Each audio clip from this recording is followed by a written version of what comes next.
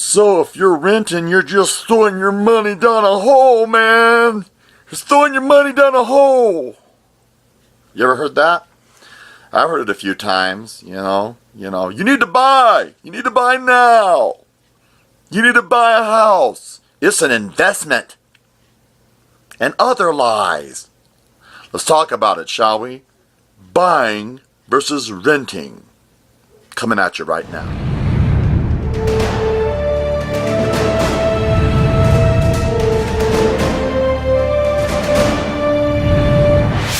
This is Music Man in his man cave, and this is Stupid with Money, which I was. For many years, I was an absolute idiot.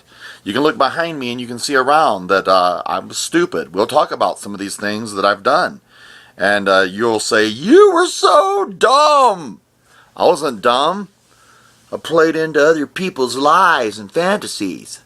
But, you know, you do live and you do learn. Renting versus buying. Now, in the town I live in now, I didn't know how long I was going to be here at first, so I rented. And our rent was $550 a month, and that's not too bad. The nice thing about renting is that if something breaks, hey, something broke. There's water. It's like everywhere. Water. Yeah, when you come fix it today. And so that's kind of nice. That you don't have to worry. There's a lot of stress, less stress with renting than buying, and that's kind of nice. And we always left our houses better than when we moved in for the landlords. We would paint that awful, horrid yellow room white or something, And so my wife and I were just like that. And so renting is not always a bad deal if you don't know how long you're going to be there. Because if you buy a house, and if you're not there at least 5 years, you're actually taking a loss. And that is I'm just telling you, there's people smarter than me that have figured this out. I've read a lot of financial books, like you name them. They're out there. They're on the internet, and they will teach you. What I'm telling you is that because of the upkeep of a house, because of you being responsible for the taxes and all these other things, sometimes renting ends up being a better option than buying. If you're going to be in a town for the rest of your life, if you got a job that you love and you know you're going to stay, and your wife has a job that she likes and you're going to stay, then buying is definitely a good idea.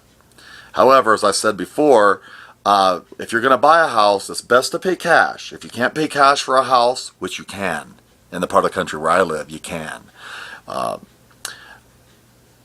Then you need to take out a loan and make sure that it's low interest loan, and take as short a duration to pay it off as you can.